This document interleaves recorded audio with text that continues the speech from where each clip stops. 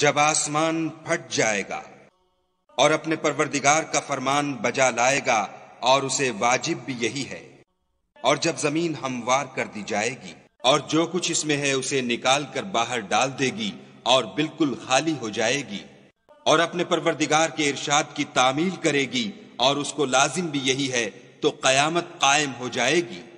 اے انسان، تو اپنے پروردگار کی طرف پہنچنے میں خوب کوشش کرتا ہے، سو اس سے جا ملے گا۔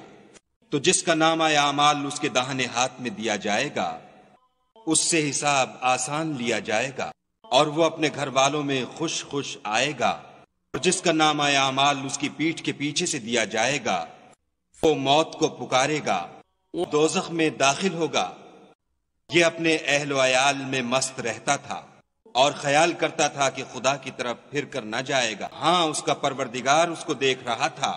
شام کی سرخی کی قسم، اور رات کی، اور جن چیزوں کو وہ اکٹھا کر لیتی ہے ان کی، اور چاند کی جب کامل ہو جائے کہ تم درجہ درجہ رتبہ اعلیٰ پر چڑھو گے، تو ان لوگوں کو کیا ہوا ہے کہ ایمان نہیں لاتے، اور جب ان کے سامنے قرآن پڑھا جاتا ہے تو سجدہ نہیں کرتے، بلکہ کافر جھٹلاتے ہیں، اور خدا ان باتوں کو جو یہ اپنے دلوں میں چھپاتے ہیں خوب جانتا ہے۔ تو ان کو دکھ دینے والے عذاب کی خبر سنا دو۔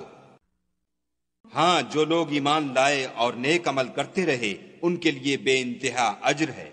صدق اللہ العظیم۔